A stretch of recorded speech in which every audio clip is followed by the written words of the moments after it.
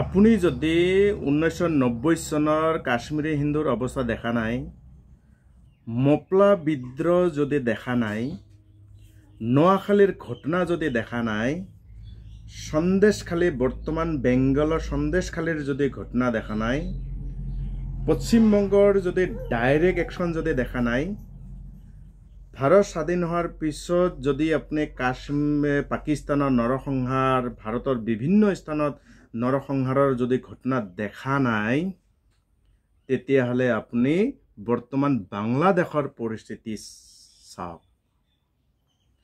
আৰু এই পৰিস্থিতি চাই এটাই অনুভৱ কৰিব পাৰি, তেতিয়া সেই সময়ত এই যি ঘটনাবোৰৰ হিন্দুৰ ওপৰত কেনে ধৰণৰ অত্যাচাৰ চলিছিল।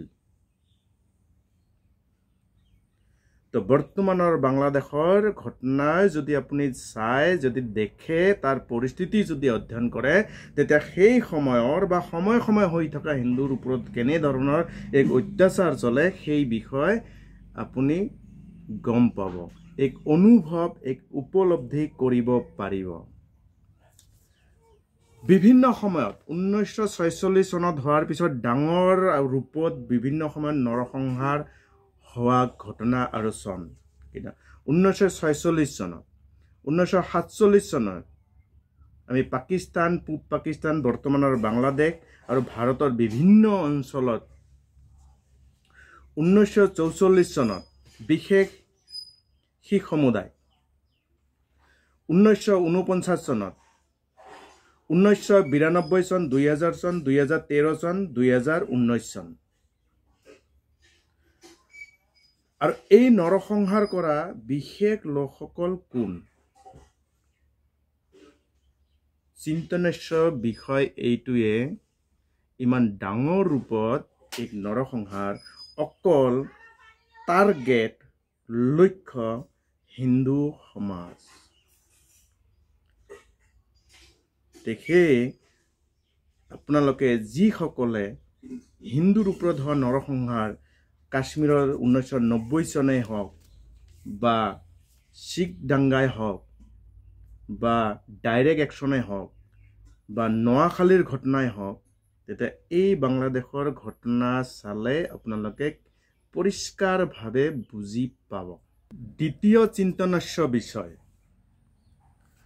অখণ্ড ভাৰতৰ পৰা ভাগ হৈ যোৱা ভূখণ্ড, যেনে বৰ্তমান আফগানিস্তান, পাকিস্তান, বাংলাদেশ, বিশেষকৈ এই তিনিখন ৰাষ্ট্ৰত হিন্দু কেনেকৈ কমি আজি এই 0% স্থিতিত অৱস্থিত হৈছে বা এই অৱস্থাত আহি পাব লগা হৈছে। যেনেকৈ বাংলাদেশত স্বাধীনতাৰ পিছত তাতে 30%ৰ ওপৰত হিন্দু সংখ্যা আছিল, আজি 8%তকৈ কম হিন্দু তাত সংখ্যা কমি গৈ এটা 8%ৰ তলত নামি গৈছে। যে কেনেকৈ হ'ল ইমান হিন্দু কমি গ'ল?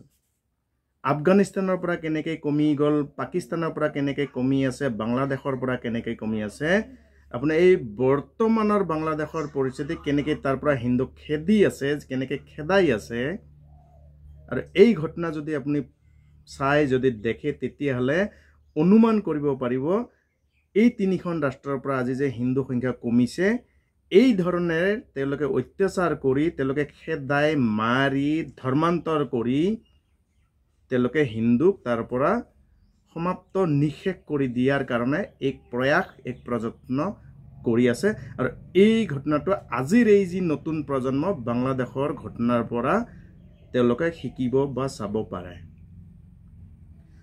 আৰু লুইতপৰীয়া সমগ্ৰ সমাজৰ, সনাতন হিন্দু সমাজৰ যদি ইয়াৰ পৰা যদি শিক্ষা নলয়, তেতিয়াহ'লে স্বয়ং ব্ৰহ্মাও আহি আপোনালোকক ৰক্ষা কৰিব নোৱাৰে।